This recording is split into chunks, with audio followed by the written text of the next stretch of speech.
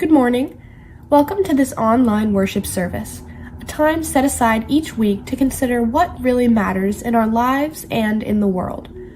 Our mission here at Sunnyhill is to create a more just and compassionate community within and beyond our walls. My name is Lexi Lott, and I serve as a worship associate for this congregation.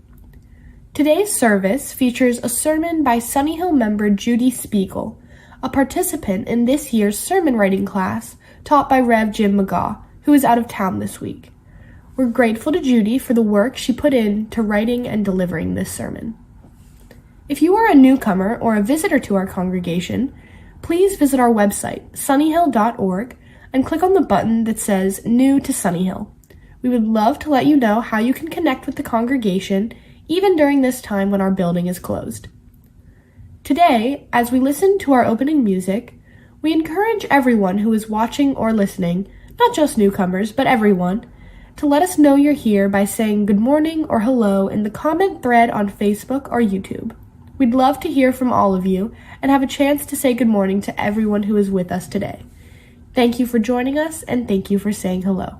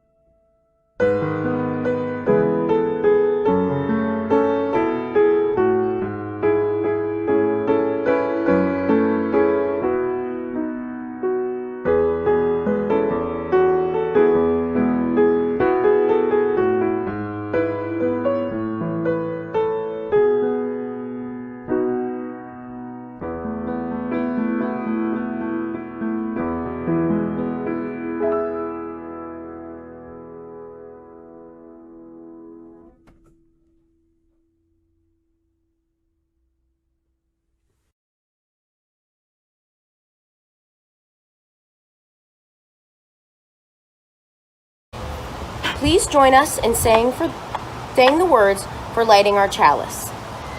Blessed is the fire that burns deep in our soul. It is the fire of reason, the fire of compassion, the fire of community, the fire of justice, the fire of faith. It is the fire of love burning deep in the human heart. Please rise in body or spirit and join in singing our hymn, Just as Long as I Have Breath.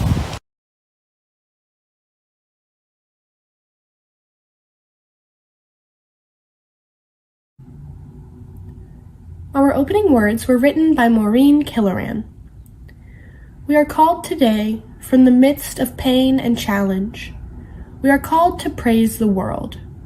From a world that appears broken, we are called to praise life's moments of joy and grace. From time that seems to freeze in ongoing exchanges of platitudes and blame, we are called to reach out to those around us, to connect with those who we care about, to try to make amends with those from whom we are estranged. The world is too fragile. There is too much pain. Let us bring our hearts together on this day. Let us praise the world in all its blessings and its pain. Welcome once again to this online service.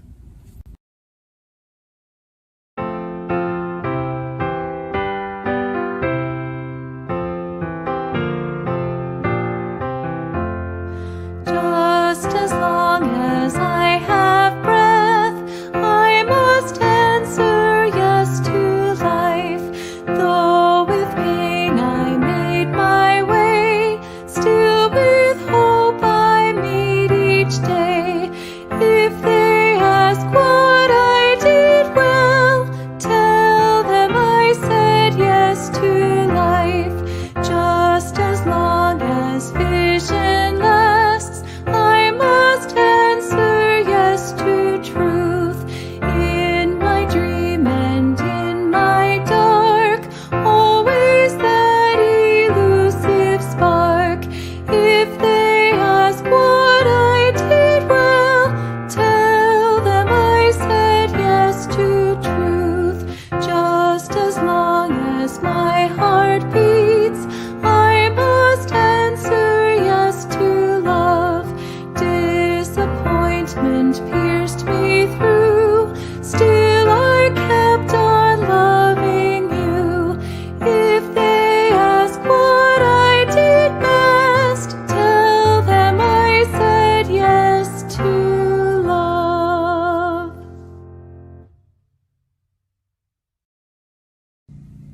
Today's story is called The Dandelion Seed. It was written by Joseph Anthony and illustrated by Chris Arbo. The dandelion seed.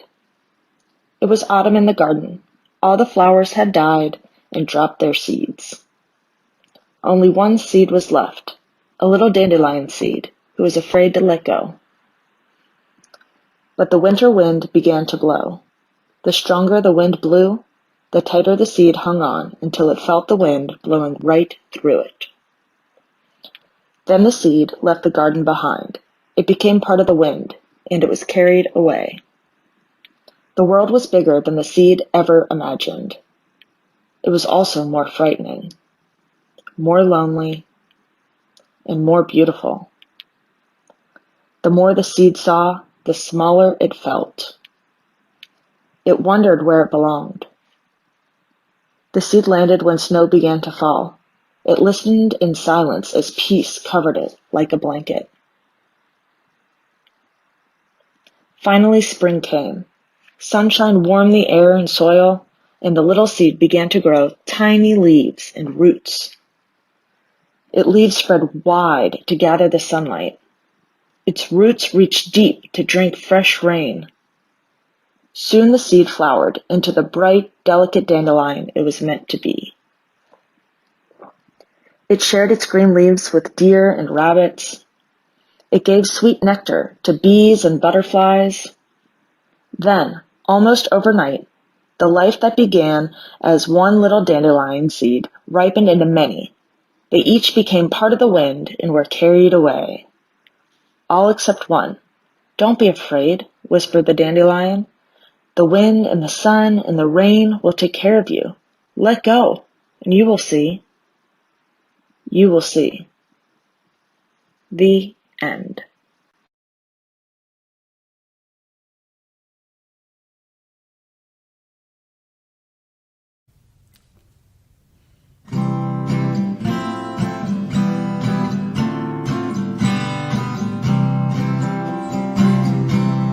To everything turn, turn, turn. There is a season, turn, turn, turn. And a time to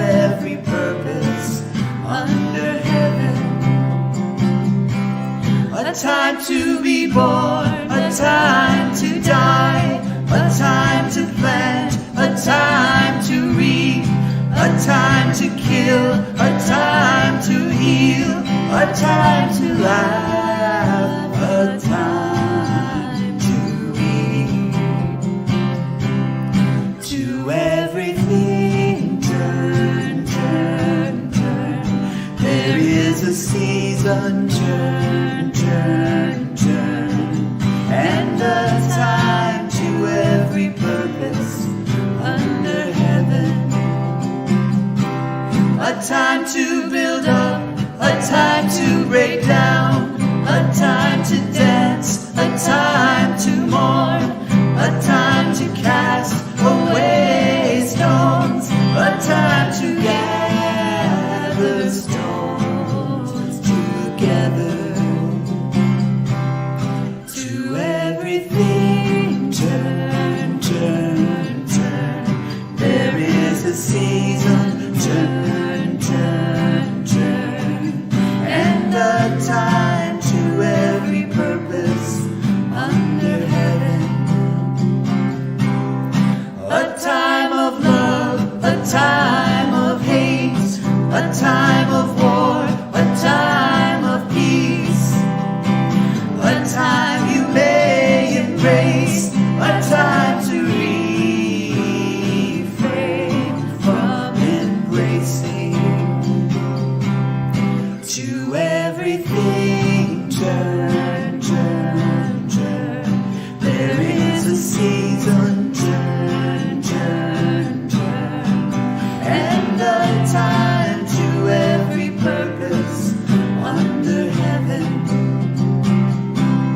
A time to gain, a time to lose, a time to rend, a time to sow, a time for love, a time for hate, a time for peace. I swear it's not too late.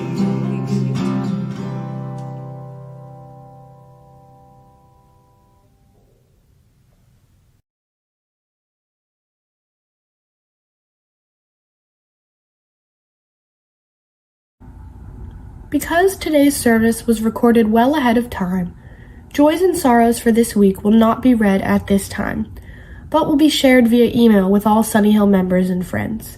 Check your inboxes for any joys and sorrows that have been submitted since last week. Now, please join me in the spirit of meditation.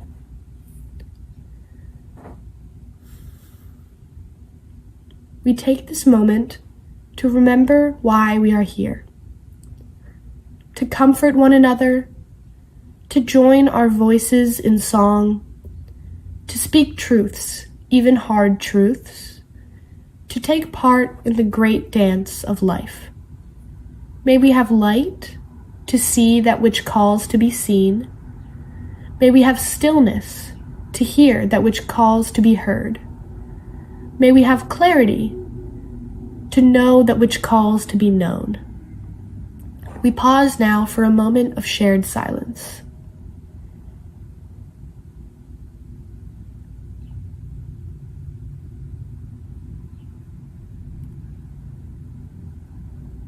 There is much to sing about, both in praise and in lament. There is much to dance about, whether light of mood or heavy. There is much to share with one another, in plenitude or in scarcity. Let us dance with the spirit of the holy. Let us share what we have been given in love. Amen.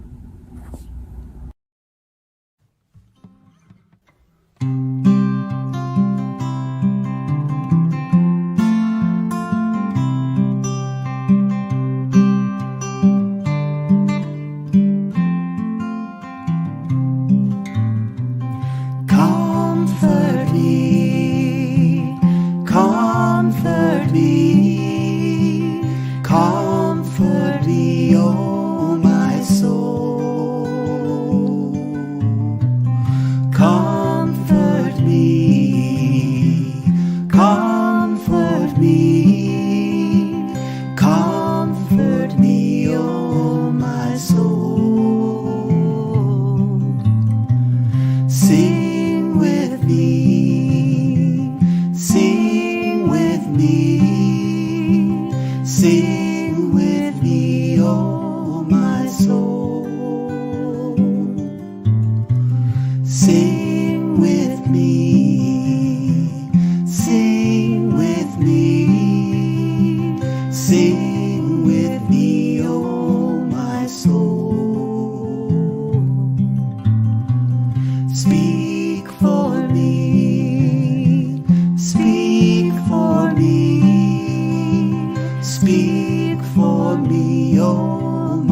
soul.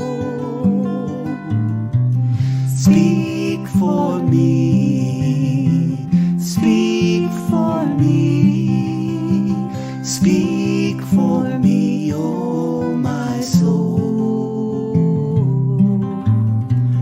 Dance with me, dance with me, dance with me, oh my soul. Dance with me, dance with me, dance with me, oh my soul. Comfort me, comfort me, comfort me, oh my soul. Comfort me, comfort me, comfort me, oh my soul.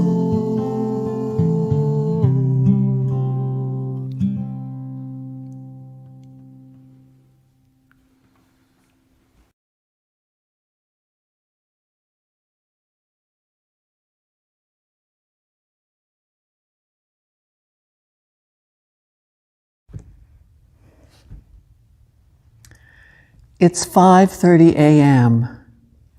Tired and a little hungover, I feel my mind piecing itself back together.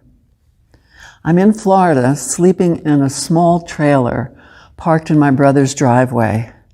My thoughts fly quickly to my mother, who's just down the road in an Alzheimer's unit.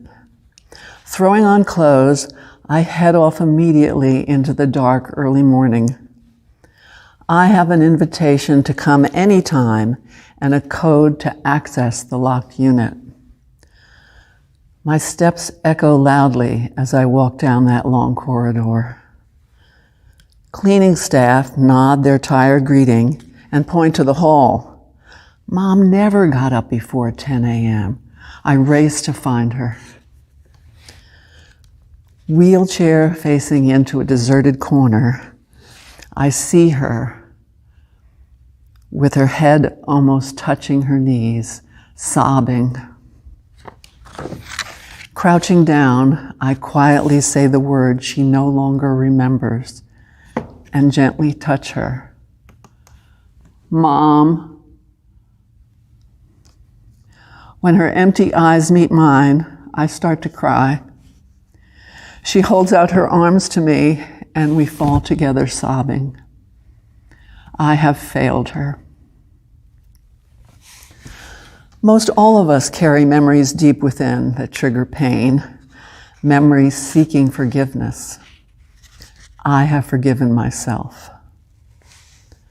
My mom lived with me for the last 5 years of her life, and while I thought my career in hospice had prepared me to care for her till the very end, her increasing bewilderment, fear, and despair was more than I could handle.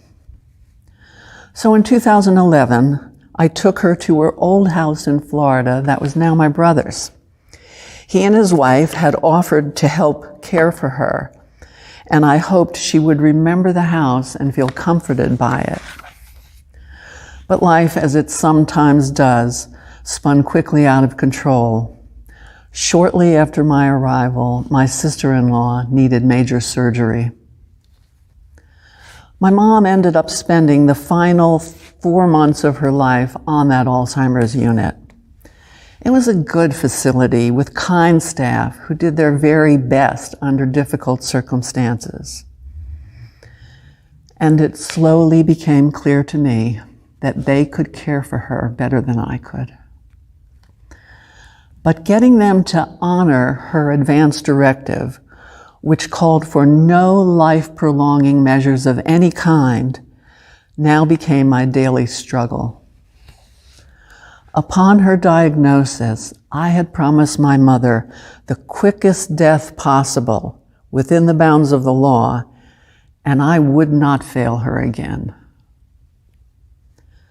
My interest in hospice began in graduate school, way back in 1972.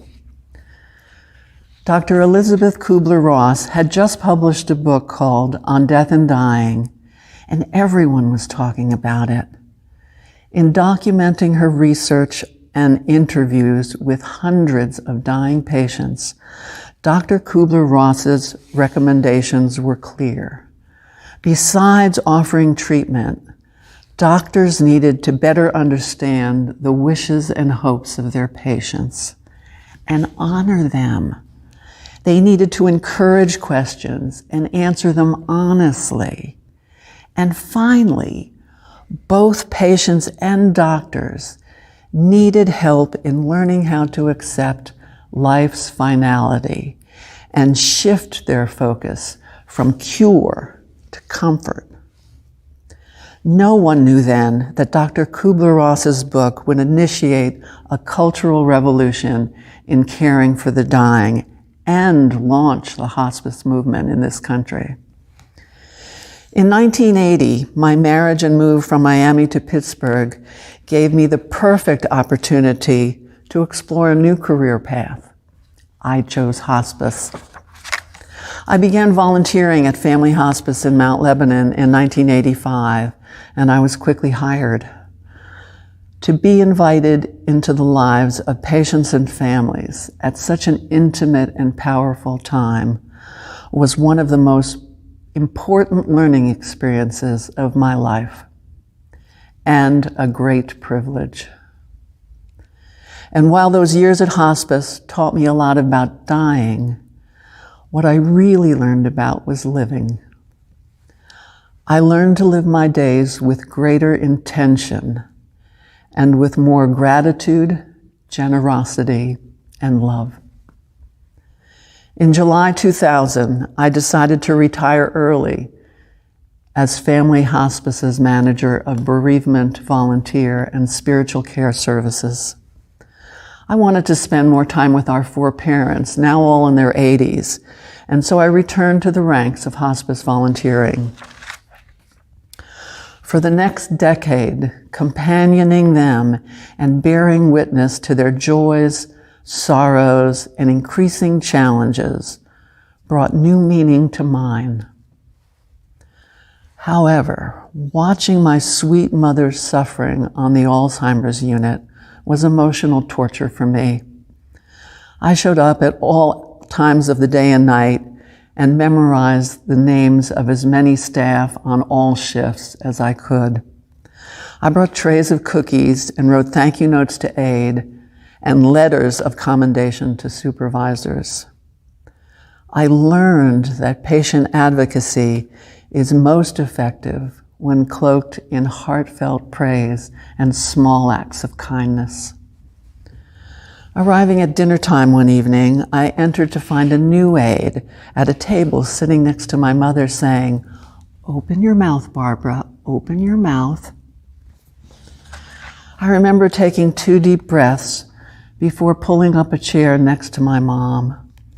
I did not want her to sense my upset. Turning to the aide, I introduced myself and said, "You must be new here, so you probably don't know that you can offer my mom food. But if she doesn't open her mouth or if she turns away, then that's her way of saying no. And so you need to stop offering." She sat back, looked at me clearly horrified, and said, "So you want your mother to starve to death?" I took another deep breath. This is not about what I want. This is about what my mother wants, and we all need to do our best to honor her clearly written advance directive.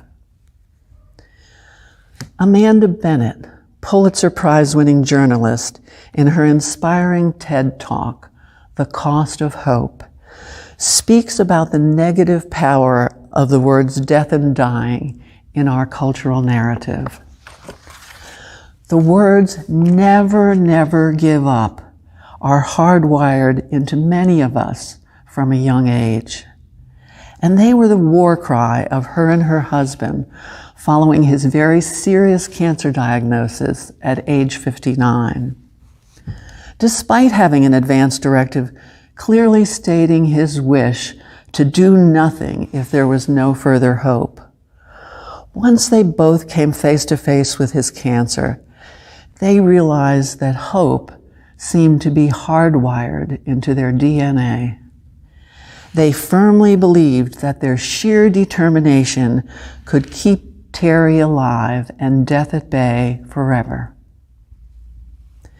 And so they pursued whatever aggressive treatment they could find, and they never gave up hope. But of course, Terry did die. And as Amanda says in her TED Talk, so did their chance for important and meaningful conversations and saying goodbye. Amanda now works to help create a different and more noble narrative of death, one that embraces our mortality rather than fights it. In 2014, Dr. Atul Gawande, American surgeon, writer, and public health researcher, published his best-selling book, Medicine and What Matters in the End. The following year, Frontline aired a special segment on Dr. Gawande. In it, he confesses that while doctors are trained to push disease into remission, they cannot and should not be counted on to lead dying patients away from more treatment, even when they would never choose that treatment for themselves. Facing my own serious cancer diagnosis in 2017, I've thought a lot about my own end-of-life values, wishes, and beliefs. What exactly are they? And what are my red treatment lines in the sand? Many people believe strongly in preserving life at all costs, that while the odds of meaningful recovery may only be 1 in a million, who is to say that they or their loved one is not that 1 in a million? My dad was that 1 in a million, sort of. He was a blue-collar laborer who never finished high school and who had his first heart attack at age 55. With blockage in 3 arteries, immediate surgery was strongly recommended. But my physically active dad said he'd seen too many friends worse off after surgery than before it. So instead of surgery, he decided to leave the hospital and retire early. He and my mom headed off to explore Alaska in their homemade camper. They were gone for 4 months, and they had the greatest time of their lives. My dad lived an active and happy life for the next 34 years. He declined all surgery. He survived 2 more heart attacks, and he ended up outliving 2 of his cardiologists. The lessons he taught me: make decisions bravely, follow your inner wisdom, have no regrets. At 89, my best buddy died of a massive heart attack while at home. Mom, Jeff, and I sat beside him on the floor. As he took his last breath, I saw his face relax into the tiniest of smiles. He was finally gone. 40 minutes later, when I was certain that there would be no attempts at all at resuscitation, I dialed 911 and reported his death. Had my dad not repeatedly made his wishes clear to me, I would not have known and acted on them with such fierce, loving certainty. How many of us, if suddenly asked to make a life or death medical decision, could offer clear guidance to a waiting doctor? Because without clear guidance, in all probability, the doctor in charge will choose life-prolonging treatment. How certain are you about your loved one's treatment wishes? And would you be ready to advocate for their wishes, even if you didn't agree with them? Have you completed your own advance directive and a healthcare power of attorney? And most importantly, have you had clear conversations with your family about your wishes? If the answer is yes, good for you. If no, what's most important are those conversations. Making your wishes crystal clear to all those who love you and to your doctor. More and more doctors, especially those who are younger, understand and welcome having these honest conversations. But we need to be prepared to lead the way. As Dr. Gawande said, we can depend on doctors to offer up the best treatment options available, but we cannot and should not depend on them to offer up the no treatment or the slow treatment options. We need to open the door for them to have honest conversations with us. Barbara Combs Lee is a sought-after author and speaker. For 22 years, she was the president of our nation's largest end-of-life advocacy organization, Compassion and Choices. She has devoted her life to empowering patients to ask questions, test assumptions, and decide on their own course of treatment. She is among my heroes. In her latest book, Finish Strong, she describes herself as, quote, a Roman Catholic with a UU outlook, unquote. Published in 2019, it is an inspiring memoir as well as an excellent end-of-life planning manual.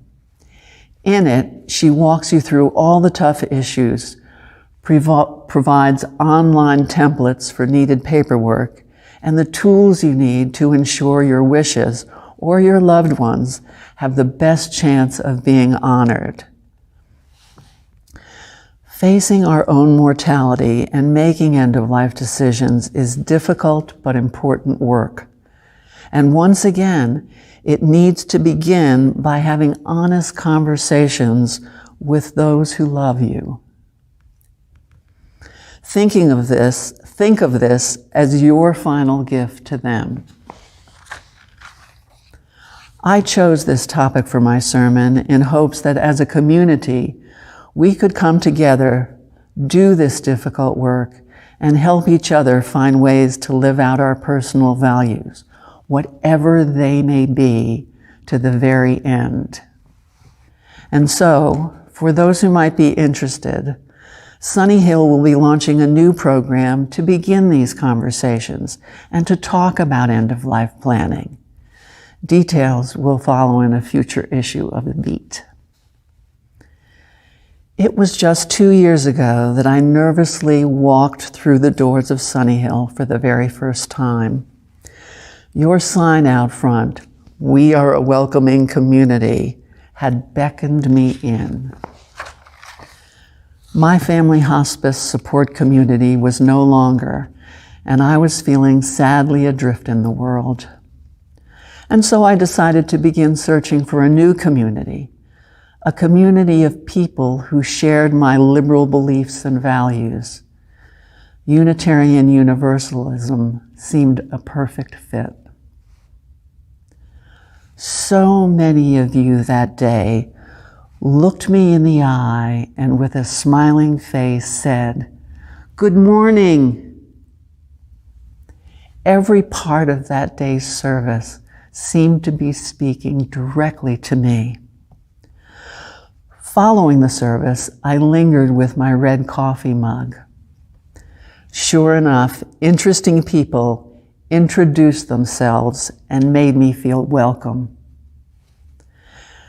As I sailed out the door on that April day, I knew that I had found the welcoming community I was looking for.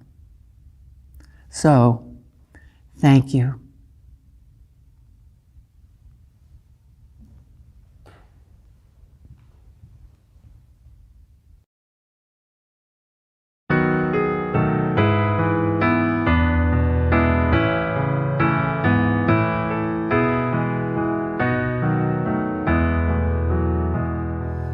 One more step, we will take one more step, till there is peace for us, and everyone will take one more step.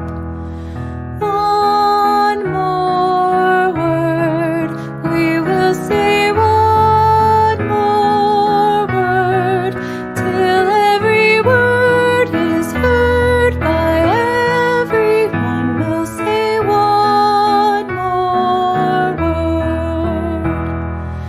One more prayer, we will say one more prayer, till every prayer is shared by everyone. We'll say one more prayer.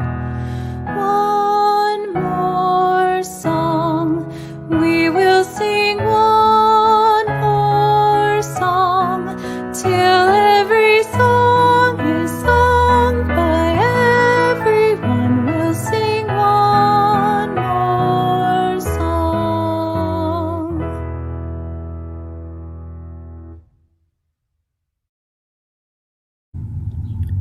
Our designated offering today will benefit the Threshold Choir organization. Threshold Choir is a national organization with local groups, including groups here in Pittsburgh, whose goal is to bring ease and comfort to those at the threshold of living and dying. Threshold Choir groups of 2 to 4 people provide a calm and focused presence at clients' beds, with gentle voices, simple songs, and sincere kindness, which has been found to be soothing and reassuring to clients, families, and caregivers alike. If you'd like to make a gift via our online giving system, you can do so in one of 2 ways.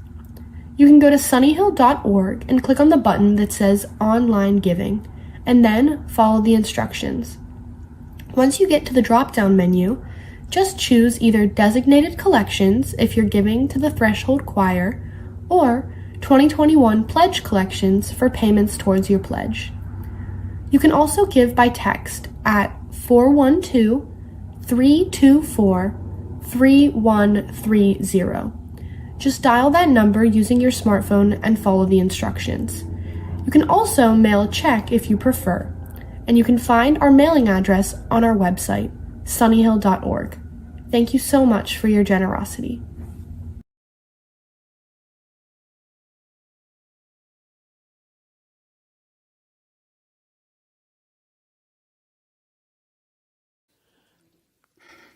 I am sending you light to heal you, to hold you. I am sending you light to hold you in love. I am sending you light to heal you, to hold you. I am sending you light to hold you in love. I am sending you light to heal you, to hold you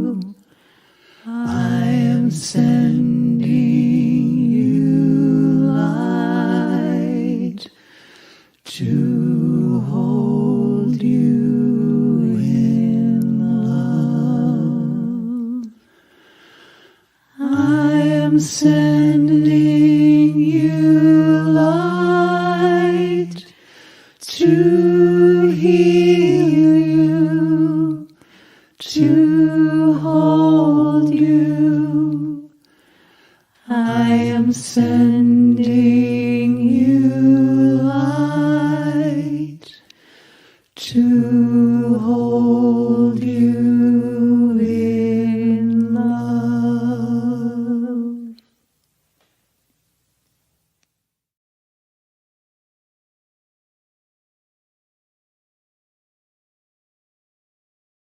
Please join us in saying the words for extinguishing our chalice.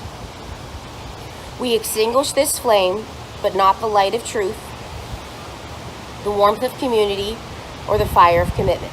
These we carry in our hearts until we are together again. Blow it out. Go ahead, blow it out. I'll blow it out. Go ahead, blow it. There you go.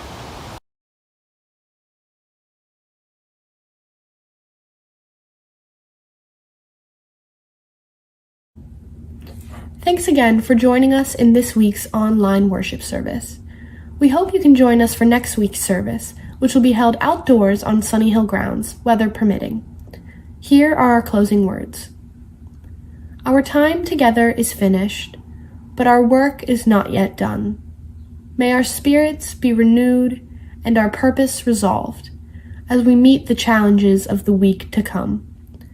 The chalice flame is extinguished until once again ignited by the strength of our communion. Go in peace.